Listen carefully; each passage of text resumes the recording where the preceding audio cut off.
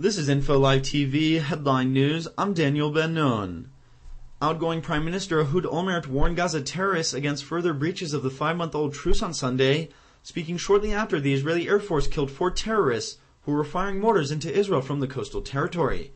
Speaking during Sunday's cabinet meeting, Olmert said that he had told the IDF to present plans for various operations against the Hamas regime in Gaza, but gave no time frame for an Israeli offensive.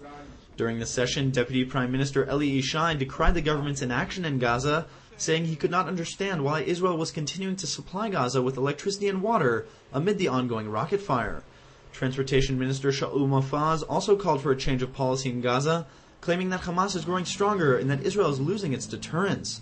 Earlier on Sunday, Israeli-Palestinian chairman Avigdor Lieberman urged Olmert to fire Defense Minister Ehud Barak for abstaining from more aggressive action against Gaza terrorists due to what he branded as political considerations. The right-wing politician argued that Israel needed to regain control over the Philadelphia route along the Gaza-Egypt border in order to stem the smuggling of arms by Hamas into the Gaza Strip. British Foreign Secretary David Miliband arrived in Israel on Sunday for a 2-day visit aimed at advancing Israeli-Palestinian peace talks.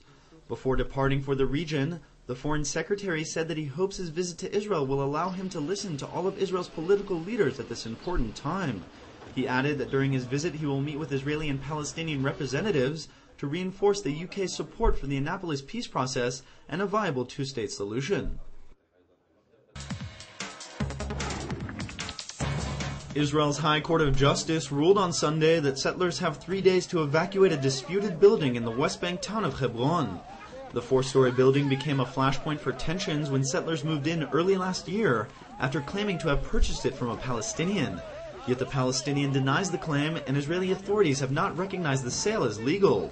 Member of Knesset Uri Ariel called the ruling discrimination and a violation of the settlers' rights. Palestinian Authority President Mahmoud Abbas plans to ask Prime Minister Ehud Olmert to maintain the ceasefire with Hamas when the two men meet in Jerusalem on Monday. Speaking to reporters, Abbas said that the continued fighting between Israel and Hamas will only make the living conditions of the Gaza Strip's residents even worse. At the same time, Abbas called on the factions in the Gaza Strip to show restraint and not give Israeli forces an excuse to respond. The Iraqi cabinet approved a security pact with the United States on Sunday that will allow American forces to stay in Iraq for 3 years after their UN mandate expires at the end of the year. The decision followed months of difficult negotiations, and pending parliamentary approval will remove a major point of contention between the two allies. Iraq's government spokesman said that all but one of the 28 cabinet ministers present in Sunday's meeting voted in favor of the pact. Thank you for watching Info Live TV, Israel's only internet television channel that broadcasts in 4 languages from Jerusalem to the world.